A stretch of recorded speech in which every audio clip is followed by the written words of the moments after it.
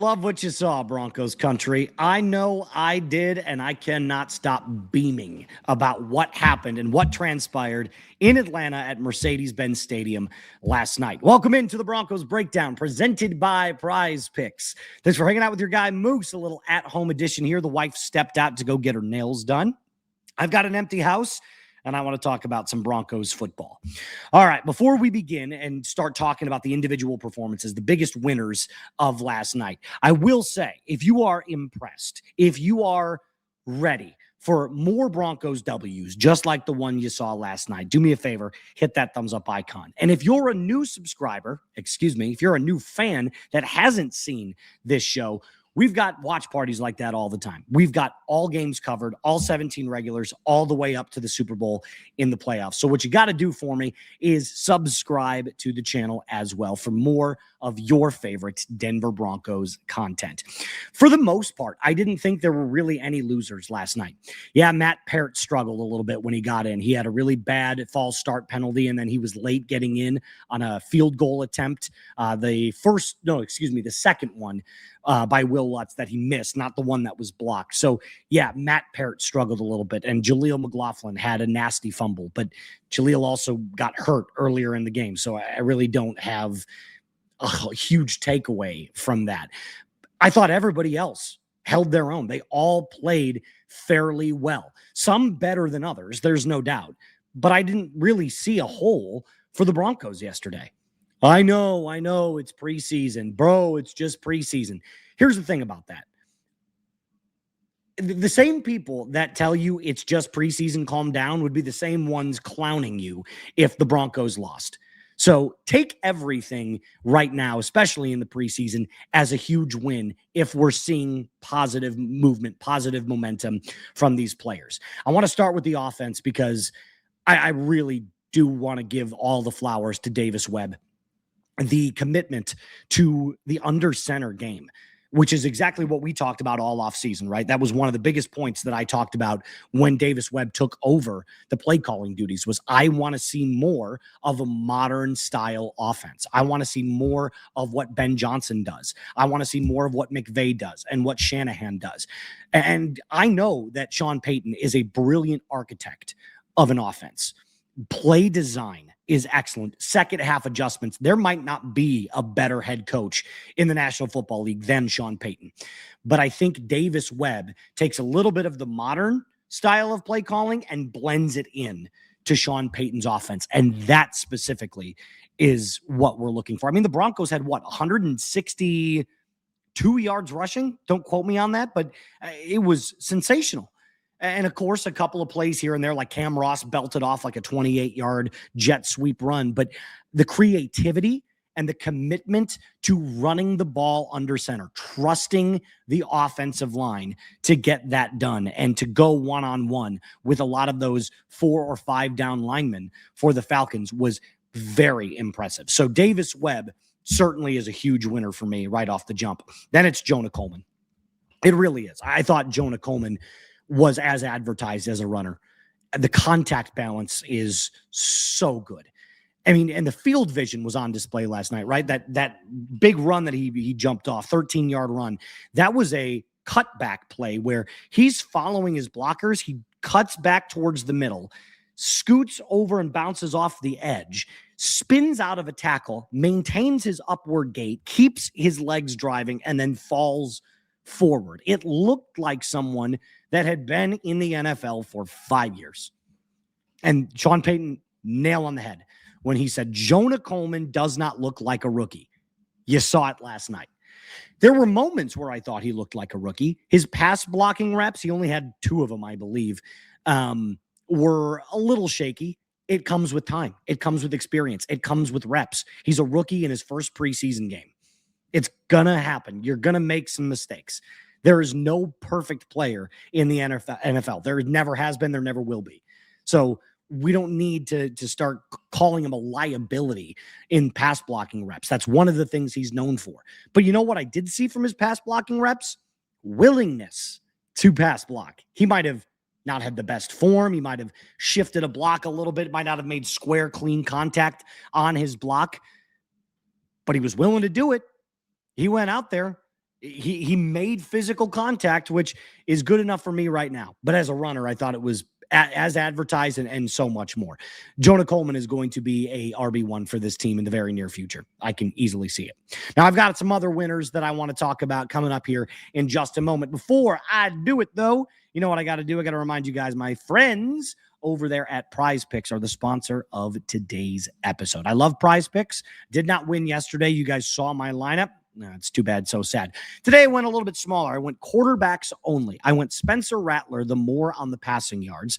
I feel like he's been really showing out in Saints training camp. At least that's what I heard from our Saints host, Trizzy Trace Gerard. And then Tanner McKee. I am going to go with the more on his passing yards as well. He seems to be like a preseason merchant, if you will. If you want to copy this lineup, you could just find my username if you would like. Moose_18, I believe, is my handle. Don't quote me on that, though. I'd have to put it down in the comment section for you, which, of course, I will. But if you sign up with code HMA right now, we've got a great deal going for you. You play your first $5 lineup, you get $150 in bonus lineups if that first $5 lineup wins. That's incredible. I mean, that's free money. Who doesn't love free money? So do yourself a favor. Download the Prize Picks app today. Sign up with code HMA. Play your first $5 lineup. Get $150 in bonus lineups if that lineup hits. All of that in the comments and description of today's video. Prize Picks. It's good to be right. Back to business. So the next winner that I want to talk about is actually two winners. It was the quarterbacks that we saw last night, Stiddy and Sam Ehlinger. There were a lot of people that were like, oh, you know, I thought Ehlinger played just as good as Jarrett Stidham did last night. I don't think that's true. Stiddy outperformed Sam. But caveat here, asterisk next to it. Jarrett Stidham was playing with some of our ones. Patty Ice, Courtland Sutton, a lot of the first string offensive linemen. And Ehlinger came in with the 3s, 4s, and 5s. So it's not quite a fair comparison. So I do expect at some point during this preseason, whether it's this next week against Green Bay or against the Minnesota Vikings, that Sam will probably start a game. And I do think he'll go up more with the 2s. I think they really want to see who's going to win that QB2 battle. Stidham's performance last night was not enough for me to say, yep, he's locked it up. Or Sam's performance was not enough to say, yeah, he's done. He's going to be that QB3 or practice squad QB again. I thought both quarterbacks showcased very good things. Stidham, poise in the pocket, timing, rhythm throws, nice touch on his deep ball. We've seen that, though, from Stidham. When Stidham has time to throw, he's very good. Very good. I mean, we saw that all last preseason, and already in this preseason, what do you have, a passer rating of 110 yesterday? Stidham's a wily vet. You know, he's secured in what he is as an NFL quarterback. And that is I'm a pocket guy, I'm a read guy, I'm a timing and rhythm thrower. And that's good enough to land you a very high-end backup role in the NFL. From Sam, I thought the athleticism was on display. I thought those RPOs where he kept it himself, it really showcased that he has the skill set that mirrors Bo's more so than Steady's does. Now, I thought Sam had a really nice thrown across his body throw that was caught by, I believe it was Joseph Manjack. But anyway, I digress. I thought he had moments where, you know, maybe took a gamble that he shouldn't. He had that pick that ended up getting called back because the player was out of bounds. There were a couple of moments last night where I was like, okay, you know, probably could clean some of those things up. But for the most part, I thought he was just as good as we thought he was going to be. No complaints here from either quarterback. I thought they both managed the offense very well. And I can't wait to see what Bo looks like coming up next week, which we all believe, pardon me, we all believe that he's going to play at least a drive next week against the Green Bay Packers, or at least that's what we were told. So fingers crossed we get to see QB 1-0 next week. But all smiles, all thumbs up here on the quarterback situation. Another player that I thought played very well last night, probably the best performance of any player on the field, was Jahdae Barron. And look, as much as we were talking about the what do we call this? The struggles in training camp. I thought Jahdae really came out and showed why that he was chosen in the first round. We've been saying that he needs to be better and more sticky in coverage. That's always been the knock on him for the last year and change, is he's not as sticky in coverage as a guy like Riley. He's got to be better in coverage. But from an athleticism perspective, from a speed perspective, from a closing out perspective, from a tackling perspective, Jahdae Barron is a first-round player. He hits hard. He closes out fast. He's a physical player by nature, and that is why you drafted him. The coverage skills last night certainly were on display. Now, the interception, the pick six, was more of a display of athleticism because he was able to break free and kind of just separate himself from all the other Falcons players that weren't able to catch him. It wasn't necessarily about coverage. He was in the right spot at the right time. It was tipped by Karene Reed. But that second interception that he almost had, the one that he dropped, that was great coverage. He mirrors his wide receiver really well on a post route up the middle. And Jahdae jumps the route at the very last second, and then it just slips through his hands. Quarterback play last night for the Falcons wasn't good at all. So, again, take it with a grain of salt. But last night was a confidence driver for Jahdae Barron. And if anything, that's what we're looking for. Just get these guys some wins. It's about getting your players wins, and that should not be lost in translation. We get so preoccupied with the results and the players and the type of players and the quality of players during the preseason. It's not about that because, again, the games don't matter, but the reps matter. The confidence matters.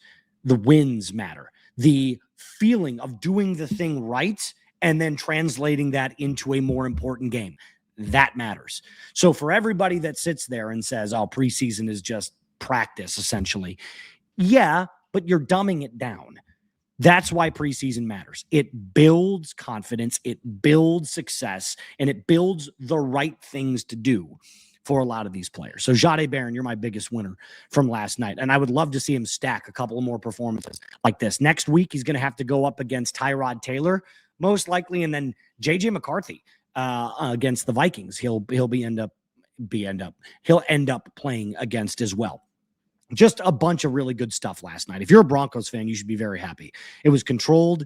I think what was the tweet here by Zach Stevens? Let me pull this up for you really quick. You'll love this as we wrap up today's show. I want to say this was. Okay, so the Falcons had 11 first downs in the game against the Broncos last night. Denver had 11 first downs in the first quarter. That's pretty damn spectacular. Also, I am seeing really quick that Lavelle Bailey suffered a very serious leg injury on Friday night's preseason game. He's going to miss a lot of time. So no word on what the extent of that injury is yet. I just got that in just a couple minutes ago as we're recording this. So I'll probably end up giving you guys a quick little update at some point this weekend about Lavelle Bailey when we find out more information. Until next time, Broncos country, a quick little mile high salute. Got to love what you saw from our Broncos. Be a cool.